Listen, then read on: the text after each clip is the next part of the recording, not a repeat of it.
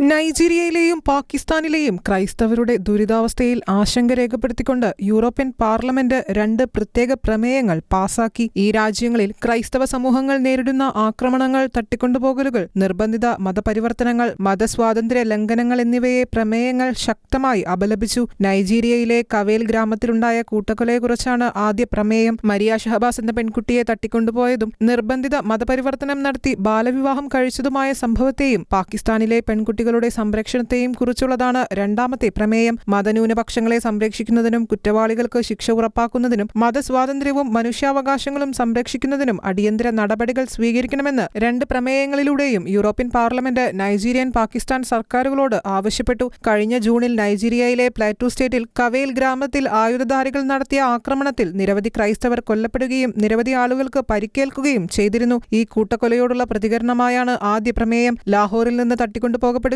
നിർബന്ധിച്ച് മതം മാറ്റി തട്ടിക്കൊണ്ടുപോയ ആൾക്ക് വിവാഹം കഴിച്ചു കൊടുക്കുകയും ചെയ്ത മരിയ ഷഹബാസ് എന്ന 13 വയസ്സുള്ള ക്രൈസ്തവ പെൺകുട്ടിയുടെ കേസിനെ കേന്ദ്രീകരിച്ചുള്ളതാണ് രണ്ടാമത്തെ പ്രമേയം. വ്യത്യസ്തമായ സാഹചര്യങ്ങളാണെങ്കിലും ലോകത്തിന്റെ വിവിധ ഭാഗങ്ങളിൽ ഭരണകൂടങ്ങൾ മതസ്വാതന്ത്ര്യത്തിന് ഫലപ്രദമായ സംരക്ഷണം നൽകുന്നതിൽ പരാജയപ്പെടുമ്പോൾ ക്രൈസ്തവ സമുദായങ്ങളും മറ്റു ന്യൂനപക്ഷങ്ങളും നേരിടുന്ന അരക്ഷിതാവസ്ഥയാണ് ഈ 2 സംഭവങ്ങളും വെളിവാക്കുന്നതെന്ന് യൂറോപ്യൻ പാർലമെന്റ് വിലയിരുത്തി. അനുകൂലമായി ലഭിച്ച 510 വോട്ടുകൾക്കെതിരെ ഒറ്റ വോട്ടിനാണ് നൈജീരിയയിലെ ആക്രമണത്തെ അപലപിക്കുന്ന പ്രമേയം പാസാക്കിയത്. അതേസമയം 86 അംഗങ്ങൾ വോട്ടെടുപ്പിൽ നിന്ന് വിട്ടുനിന്നു. എന്നാൽ മേഖലയിലെ ക്രൈസ്തവ സമൂഹത്തിന് പാർലമെന്റ് പിന്തുണ പ്രഖ്യാപിച്ചു. ഇരകളുടെ കുടുംബങ്ങൾക്ക് അനുശോചനവും അറിയിച്ച യൂറോപ്യൻ പാർലമെന്റ് ചിന്താസ്വാതന്ത്ര്യവും മതസ്വാതന്ത്ര്യവും സംരക്ഷിക്കാനുള്ള പ്രതിബദ്ധത ആവർത്തിച്ചു പറഞ്ഞു. രാജ്യത്ത് വർദ്ധിച്ചുവരുന്ന തട്ടിക്കൊണ്ടുപോകലുകളിൽ ആശങ്ക പ്രകടിപ്പിച്ച പാർലമെന്റ് സ്ത്രീകളും പെൺകുട്ടികളുമാണ് ഇതിന് കൂടുതലായി ഇരയാകുന്നതെന്നും ചൂണ്ടിക്കാട്ടി. അതേസമയം ബോക്കോ ഹറാം പോലുള്ള ഭീകര സംഘടനകൾക്കെതിരെയുള്ള പോരാട്ടം ശക്തമാക്കാനും കുറ്റക്കാർക്ക് ശിക്ഷയുറപ്പാക്കാൻ സ്വതന്ത്ര അന്വേഷണം നടത്തുവാനും